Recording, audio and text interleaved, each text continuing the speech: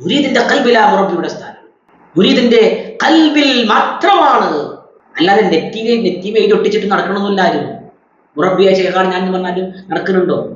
നടക്കാൻ പറ്റുമോ? അങ്ങനെ മുരീദിന്റെ കൽബിലാ മുറബ്ബിയുടെ സ്ഥാനമുള്ളത്. മുരീദിന് അങ്ങനെ ഒരു കൽബ് കിട്ടണമെങ്കിലോ, മുരീദിന്റെ കൽബിലേക്ക് ഈ മുറബ്ബി ഇറങ്ങി വരണമെങ്കിലോ, അതിന് മുരീദ് പാകപ്പെട്ടവനാവണം. അവന്റെ ഹൃദയത്തിൽ ആത്മാർത്ഥമായി നിഷ്കളങ്കമായി റബ്ബിലേക്ക് വാസിലാകാനുള്ള ആഗ്രഹം വേണം, ലക്ഷ്യം വേണം. അല്ലാഹുവേ, എനിക്ക് നിന്നെ വേണം റബ്ബേ, നിന്നിലേക്ക് ചെന്നു ചേരാൻ, നിന്നിലേക്ക് വാസിലാകാൻ, നിന്നിലേക്ക് മടങ്ങി വരാൻ. ആ യഥാർത്ഥ വഴി, ആ പാന്താവിലേക്ക് എന്നെ നീ ചേർക്കണേ റബ്ബേ.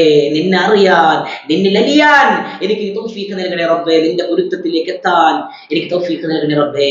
ഈ ഒരു ചിന്ത, അതിരൂഢമൂലമായ ചിന്ത ഒരു മുരീദിന്റെ ഹൃദയത്തിൽ ഉണ്ടാവുമ്പോഴാണ്, ആ മുരീദ് അതിനു വേണ്ടിയുള്ള തെരച്ചില്, അതിനുള്ള ദുആ ചെയ്യുമ്പോഴാണ് അല്ലാഹു തആല അവന്റെ ഖൽബിൽ എത്രത്തോളം ആഗ്രഹമുണ്ടോ, അവന്റെ ഖൽബിൽ എത്രത്തോളം അതിന് ആഗ്രഹമുണ്ടോ, എത്രത്തോളം നിഷ്കളങ്കതയുണ്ടോ, അതനുസരിച്ചുള്ള ഒരാളെ അള്ളാഹുവിന് കൊടുക്കുന്നത്.